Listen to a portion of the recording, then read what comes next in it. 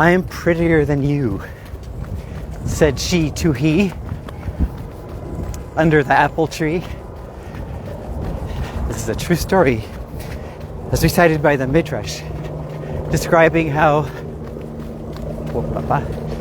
the woman, the wives of us Jewish people in Egypt, when the men were slaving away and too exhausted to eat, drink, or be merry, the wives would bring them food and drink under the apple tree, and then they would bring them mirrors, and they would hold up the mirrors and say, "Look at both of us.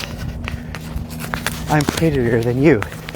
And thus they would tempt and seduce their husband to unite with them. Later on, when the Mishkan was being built, the tabernacle, the holy temple in the desert, everybody was requested, all the Jewish people were requested to bring their contributions, their donations. The woman brought these mirrors, the copper from which these mirrors were made. Moshe Rabbeinu hesitated to accept them.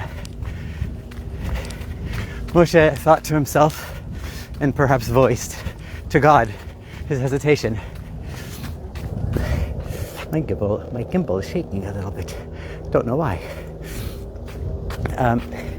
Moshe hesitated, and he was concerned. He was saying that these mirrors were instruments of temptation, and is it appropriate to bring something like this into the temple and to build the Mishkan with it? Okay, my phone is shaking and I don't know why. I'm going to try to fix that. I'm sorry. This is unexpected. Oh, let's try this again. Let's see if this helps. Okay. Technical difficulties. Let's try again. Okay, so as we were saying, so Moshe was hesitant about whether or not it's okay to use these instruments of temptation. Said Hashem to Moshe, "These gifts, these mirrors from these women, are the most precious of all the gifts that were received to the temple. The gold, the silver, the copper, the fine linens, the wools, the animal skins, everything. It's these copper mirrors that the women used to tempt their husbands to procreate with them, are what established the Jewish nation, the Jewish people, the children of Israel, or God's army. They're called the Tzivos Hashem. Now the mirrors in the Torah, they're called the Maros HaTzovos, the mirrors of the legions. Now Tzovos means like the armies. They're even called the mirrors of the armies. So this was Moshe's hesitation, and Hashem resolved it. Moving forward, what were the mirrors made out of? They weren't made out of the most precious metals, gold or silver. They were actually copper. They were just the simplest, most basic form of metal. They were copper. Says the Rebbe, our temple needed, what did they use the mirrors for? I'm sorry. My gimbal is playing tricks on me today. I don't know why, but I hope it will be better. So what was the purpose? What was the use of these copper mirrors? What did they make from it? They made the wash basin. It's called the kior. The kior is a sink in which every Kohen, before they would enter the temple, the Mishkan, or the Beit HaMikdash, they had to wash their hands and feet with the water from this basin. It was forbidden, prohibited, to bring inside to the temple any outside residue, any dirt, any earth, anything like that. Couldn't come inside to the Beit HaMikdash or to the Mishkan.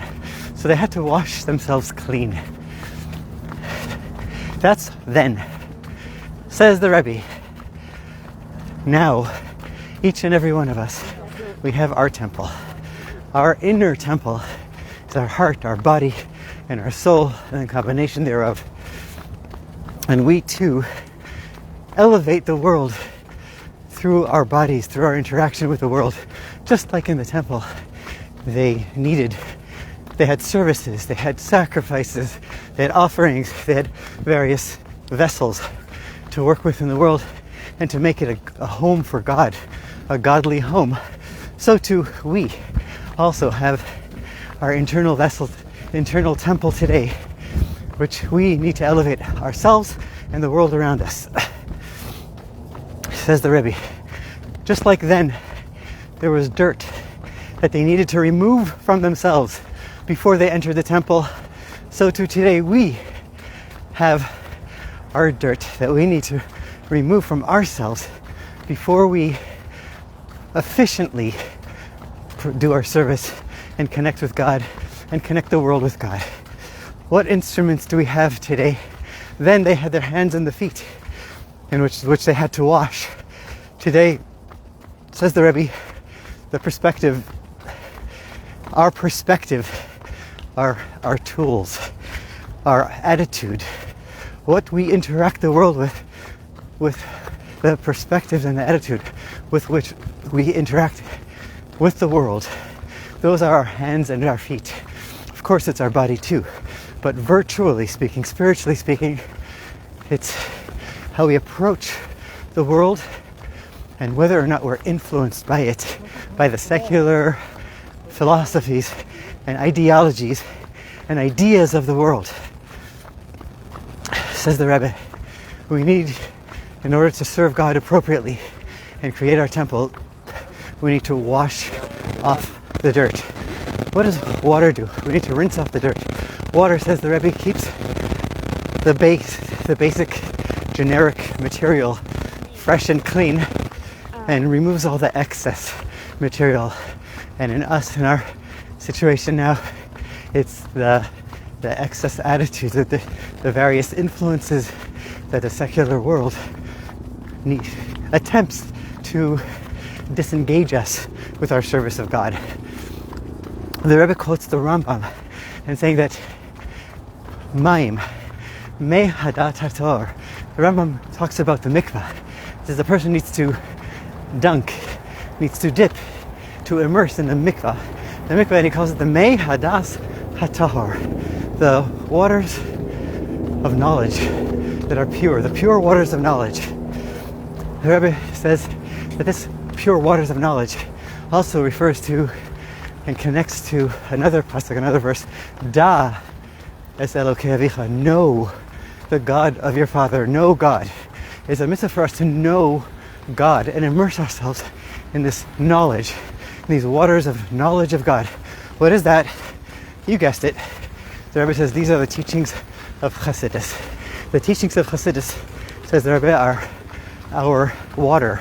It's our kior, our laver, the rinse, the water basin through which we rinse ourselves off and assume an appropriate Torah perspective and rinse off the regular worldly perspective. I don't know what's going on with this thing. It keeps on turning around.